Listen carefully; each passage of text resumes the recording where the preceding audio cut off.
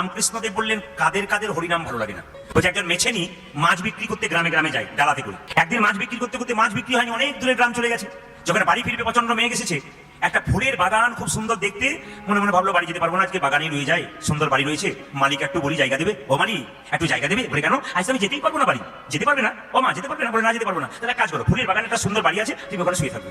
তা ফুলের বাগানে সুন্দর একটা বাড়ি, মাছের ডালাটাকে একটু দূরে সরিয়ে রেখেছে, আর নিজে আপনার শুয়ে আছে। কিন্তু এত সুন্দর ফুলের গন্ধ মা, ঘুম কিন্তু কোনো মতে আসছে না, খালি এপাশ আর ওপাশ করছে। মালি বলছে এই যে, বলে তোমার ঘুম আসছে না? বলে না। কেন? এত সুন্দর ফুলের গন্ধ তো নেওয়ার অভ্যাস নাই, তাই আমার ঘুম আসছে না। ঘুম কি করে আসবে? একটু জল হবে। বলে হ্যাঁ, যে না জল দিয়েছে, আর যে ঝুড়িতে মাছ বিক্রি করতে গেছিল ওই ঝুড়িতে জলটা ছিপিয়ে দিয়েছে, আর মাছের আঁশের গন্ধে দিব্যি নাক ডেকে ঘুমোতে শুরু করেছে। তাহলে যার মাছের আঁশের গন্ধ না অভ্যাস, তার ফুলের গন্ধ ভালো লাগবে? হরিনাম হলো ফুলের গন্ধ, আর যার হরিনাম ভালো লাগে না, তার ঘরের গন্ধ ঘন ঘন ঘন ঘন করছে, ওর কি হরিনাম ভালো লাগবে? এটা আমার কথা নয়, রামকৃষ্ণ দেব বলেছে।